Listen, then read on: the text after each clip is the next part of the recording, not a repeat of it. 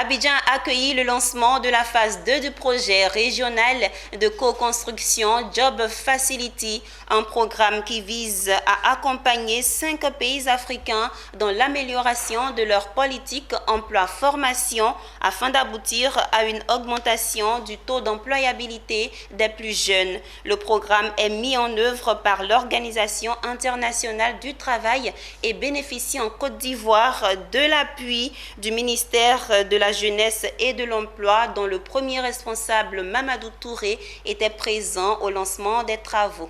Ces experts venus de 5 pays africains, d'institutions et d'organisations spécialisées se sont donné 5 jours de réflexion sur les politiques publiques d'emploi-formation suffisamment efficaces pour offrir de meilleurs programmes d'insertion aux jeunes. Un atelier régional autour du projet de co-construction de la Job Facility dont la Côte d'Ivoire, le Congo, le Mali et le Sénégal font partie.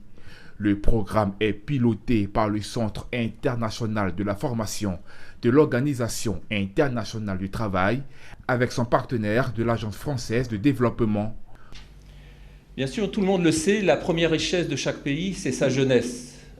Et cette jeunesse, en Côte d'Ivoire, comme dans tous les autres pays ici présents, aspire à créer, aspire à entreprendre, aspire à s'insérer, à contribuer à la création de richesses et à la créativité de leur pays. Et cette aspiration très forte doit rencontrer des opportunités.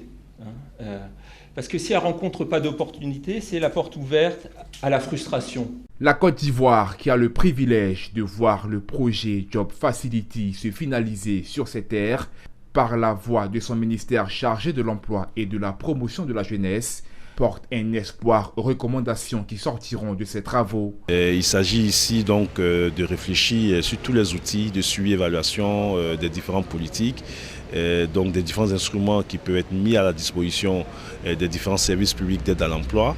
Et je me réjouis que cet atelier régional qui réunit plusieurs pays, avec des experts venant de ces pays, avec tous les partenaires qui viennent de citer, donc après l'atelier qui a été organisé à Dakar, puisse se retrouver pour avancer vraiment dans les discussions. Selon un rapport de 2018 de la Banque africaine de développement, dans les pays africains, 12 millions de jeunes arrivent chaque année sur le marché de l'emploi.